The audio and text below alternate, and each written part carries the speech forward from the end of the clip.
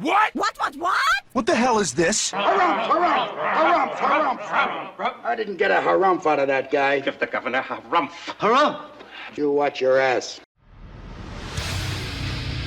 I see you shiver with anticipation. Let the show begin. Hey, everybody, this is David Heretic coming at you with another edition of Reactions, Reviews, and Rants.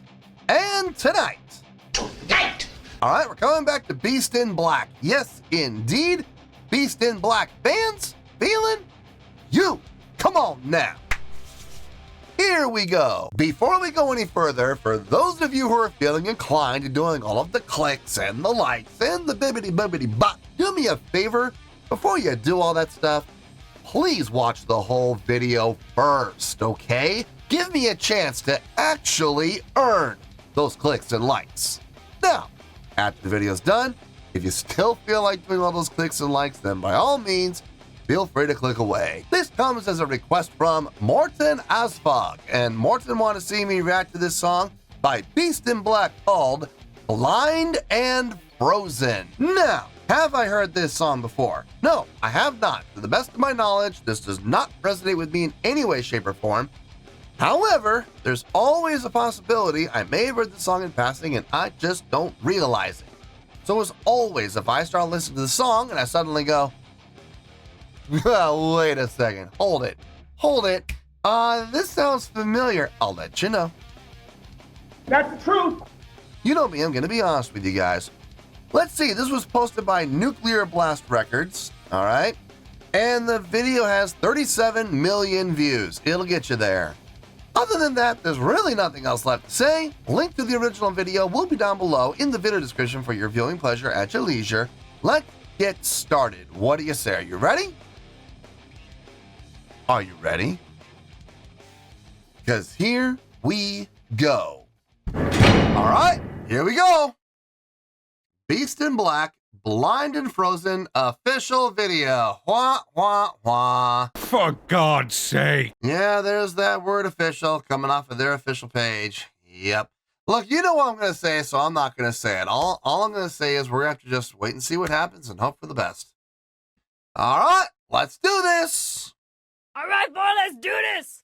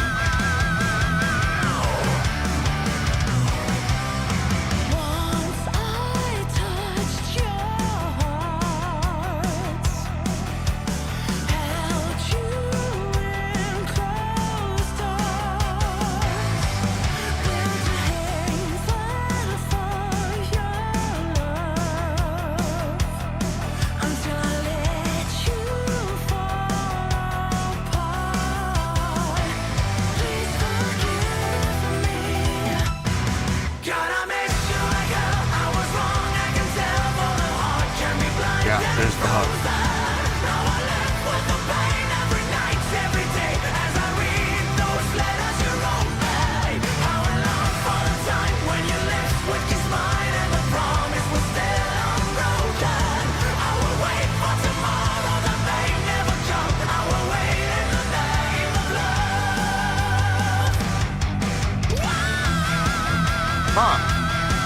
He's off the chorus on the G.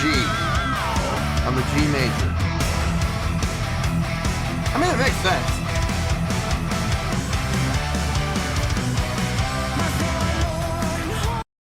Resolving the chorus on the G major.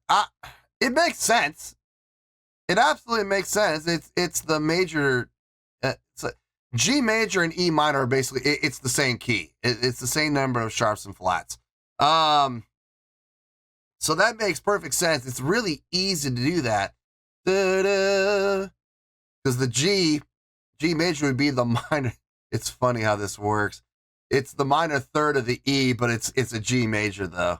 And if you were to go backwards, it'd be the natural minor.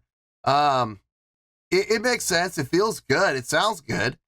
and then right back to the E minor with no finagling, no setup. You can go right from the G major directly to the E minor, and it sounds good. It works out perfectly like that. The chorus is the hook. Absolutely. The chordal progression, it's that Z pattern, but they're doing it in the V format. 1 to the 6 to the 3 to the 7, but instead of going 1 6 up to the 3 down to the 7, they're going 1 6 down to the 3 up to the 7. So it creates a V instead of a Z. It makes sense. It's a very popular riff. It really is. Probably one of the most popular riffs in rock and metal. It sounds good. I like everything that's happening as far as the chordal progression goes. Everything makes sense throughout the verses and the chorus as well. Guitars sound great. I love the guitar tone these guys have got. Drumming sounds really tight. Got no issues there. Bass, you can hear it in the mix. You have to look for it a little bit, but you can find it. Vocals, yeah, it's his style. It's what he does. It's how he sings. And, I know, myself included, I'm not always the biggest fan of his tone. But there's no denying he's got chops, he's got skill, he's got range, and it sounds good. I mean, his vocal style and his tone, it really does fit this band. It really does. So, like I said, I'm not always the biggest fan of his style and his tone, but there's no denying it fits like a glove. Let's keep going here. Let's see where this goes.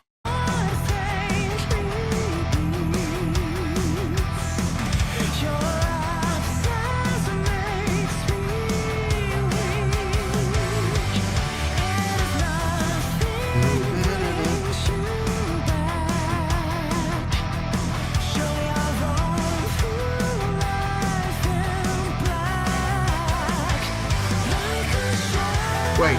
Okay, so it's A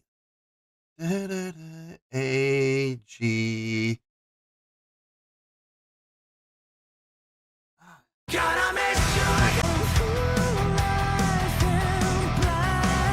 C A G A G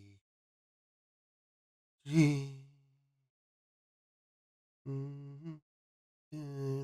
No, A G D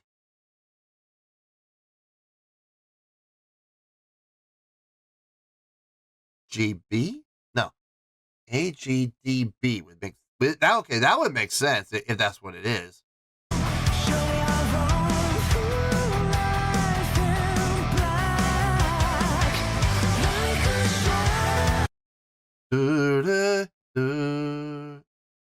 Oh. Okay. To the C A G D G E. Okay. 6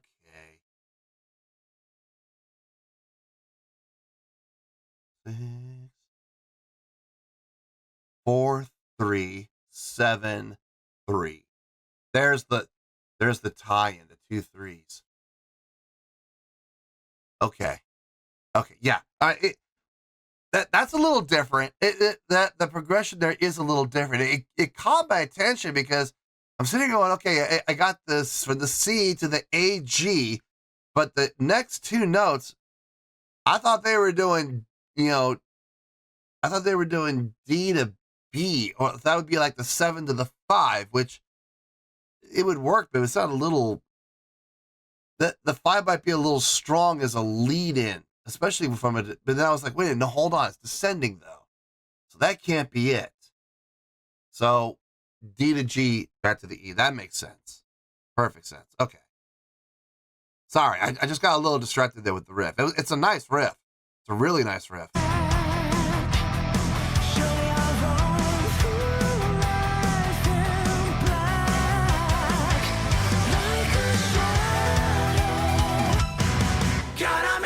There's the 5.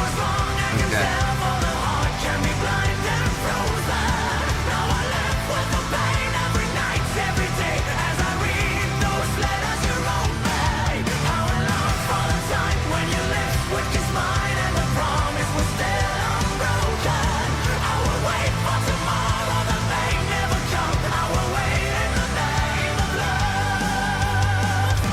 7, 3.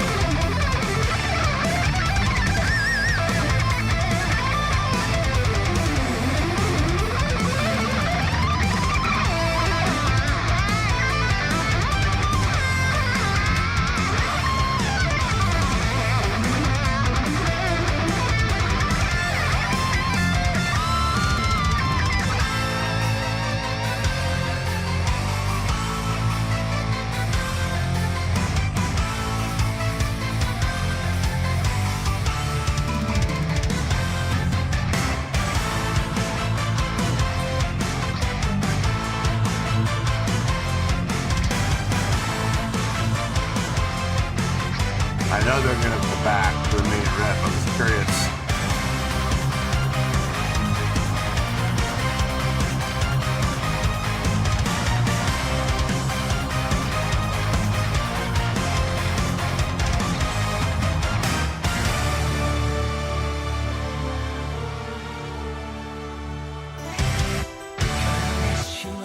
Aha. Nice turnaround.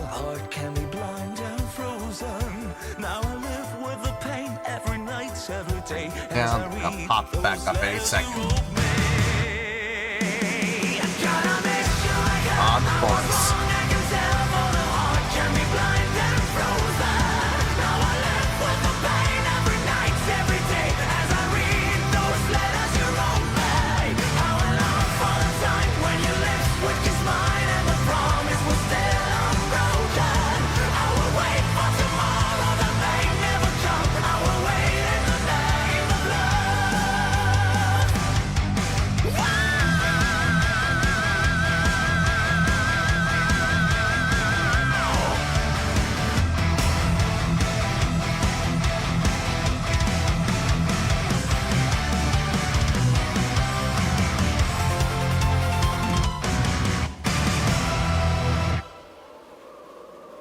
Lies in the F usually lies in the flat U.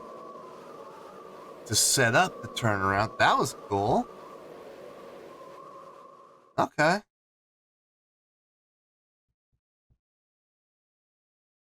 Yeah, I dug the tune. I definitely dug the tune. I'm not sure how much I dug it, but I definitely enjoyed this without question. Let me get my thoughts together. I'll see you in the review, and we'll talk about it. Well, there you go, folks. That was Beast in Black with Blind and Frozen. This was a request from Morten Asvog. Okay, honestly, I already talked about everything I wanted to discuss during the course of the reaction, so there's really not a whole lot to talk about. We're probably gonna have a short review, I think. We'll have to wait and see, but I don't see us taking too long here. Let's start with the score, and we'll go from there. On a scale of 1 to 10, I'm going to give that an 8.5. Yep, 8.5. I feel good about that score. Let me tell you why. Why? Okay, first things first, an 8.5. What does that mean? Well, an 8.5 would translate to a great scale rating, so overall, I think this was a great song. It would get 4 to 5 stars and an A- letter grade. So there you go, an 8.5, great scale rating, 4 to 5 stars, and an A- letter grade. Now, how did I come up with that score? So glad you asked. I'll bet you they play this song live. I really hope they do, because this song has a lot of potential for live play. Some really great energy, great drive in this song, some really nice feels. The chordal progressions, creative, definitely creative. I mean, yes, we did have the old Z pattern. We had the 1 to the 6 to the 3 to the 7. Yes, we did have that. It was there. But there were some other progressions in there too, like the 1 to the 6 to the 3 to the 7. Okay, we know that part. I mean, that's one of the most, popular riffs in all of rock and metal. But then from there, we didn't go back to the root. Instead, we went down to the 5. What? We went to the 5, but it made sense and it sounded good. It's not your typical resolution, especially from the 5 going back to the root, to the, I think it was to the 6, to the 3, to the 7, and then back to the 5 to resolve back up to the root again to wash, rinse, and repeat. Interesting. And then how they resolved coming out of the chorus, utilizing the major, well, it's not really the major, it's the minor third of the E, but it's the natural major of E minor, which is G major, for a major resolution. Interesting. I did not see that coming. Very pleasing to the ear, though. Absolutely. Not at all what you would say stale. Not at all what you would say predictable. They were taking some really creative directions when it came to their chordal progressions. I enjoyed it. It kept me on my toes. It kept me vested as a listener. I never felt like during the entire course of this song, for the most part, I never felt comfortable sitting back and going, okay, well, I know where we're going to go from here. No, I do not. Not with this song. If I really want to get this song down, I'm going to have to listen to it a few more times to really get the progressions down. So that was nice. It was creative. It was different, but it all sounded good. It all sounded good. I've talked about this with these guys before, the keyboard usage. They're a little keyboard centrical, I should say. They definitely like to utilize keyboards to create a foundation on which they build upon with guitars and bass and drums and vocals. Is there anything wrong with that? No, there's absolutely nothing wrong with it. It does kind of hinder them in a way, but they figured out a way to make it work. If tracks were not a thing, if backing tracks were not a thing, if they were to try to play, 3/4 of the songs live, it would sound hollow, it would sound thin unless they were to get a keyboard player. They don't have one as far as I know. I think their keyboard parts are all programmed out in Pro Tools, if I'm not mistaken. But that's okay, because by doing that, it opens them up to be able to utilize those same keyboard parts within backing tracks very easily without having to hire a keyboardist to come and tour with them, which is perfectly fine. It's their, how should I put this? It's their signature sound. They found a style and a signature style and a signature sound that works for them and helps make them identifiable, which is great because their fan base is going to come rallying to that every single time they hear it, which is fine. There's nothing wrong with that whatsoever. This has nothing to do with this song, but I will say this, as I got a chance to see these guys perform live, I have a lot of respect for them because they make it very clear that their keyboard parts are tracked. They don't have some person back there on a keyboard pretending to play while the track is playing. They have no keyboardist on stage, but you can clearly hear keyboards coming through, being piped through the FOH. So yes, they utilize backing tracks in a live setting. And I've always said this, I have no problem with that as long as the band is being honest about it, and they absolutely are. And it works for them. It certainly does.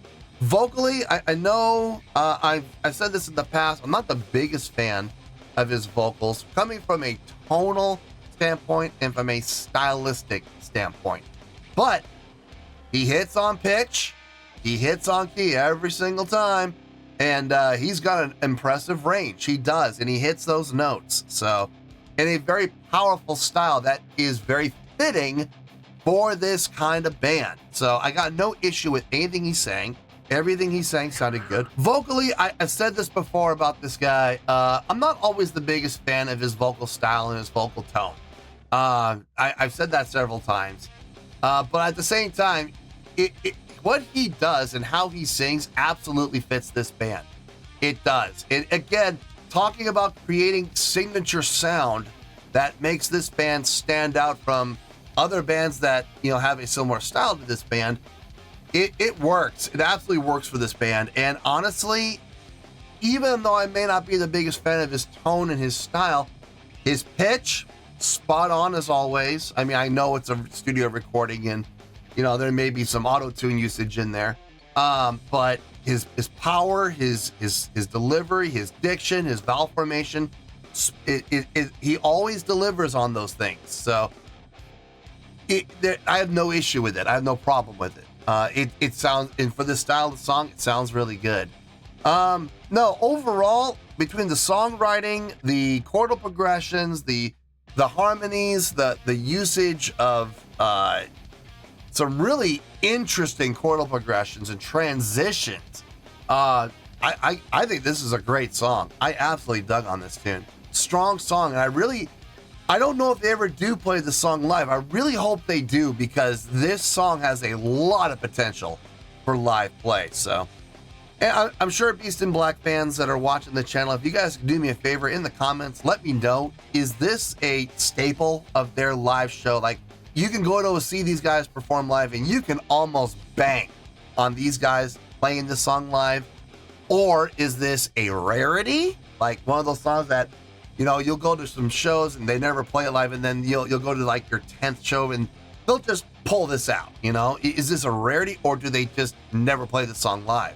That would be a tragedy, in my opinion, because it screams live play. So if you guys could let me know in the comments, do they play this song live? If they do, is it one of those songs you can bank on, or is it a rarity? Let me know. Or is it option 3? They've never played it live, which, like I said, that is a travesty.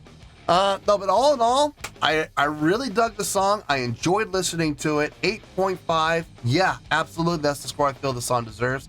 And that's where we're going to stay. So let's wrap everything up here in a nice shiny bow, shall we? We have an 8.5, which is a great scale rating, 4 to 5 stars, and an A- letter grade. Take your pick. I don't care. Whichever one of those floats your boat. Final word, final score, I have spoken. Well, that's going to do it for this edition of Reactions, Reviews, and Rants. Hope you all enjoyed the show. Hopefully I was able to entertain you. If I was able to put a smile on your face and brighten your day, I did my job, and I'm so glad I could do it. If you guys feel like joining the fan base, go ahead and click on that button down there. If you guys want to like the video, go ahead and like the video. If you guys want to ring the bell, go ahead and ring the bell. It honestly doesn't make any difference at all to me. But if you guys feel like doing these things, well, then by all means, feel free to do so. Well, that's going to do it for the night, folks. Thank you very much for watching. And as always, this is David Heretic signing off, reminding you to stay fabulous and support each other. Later. Peace.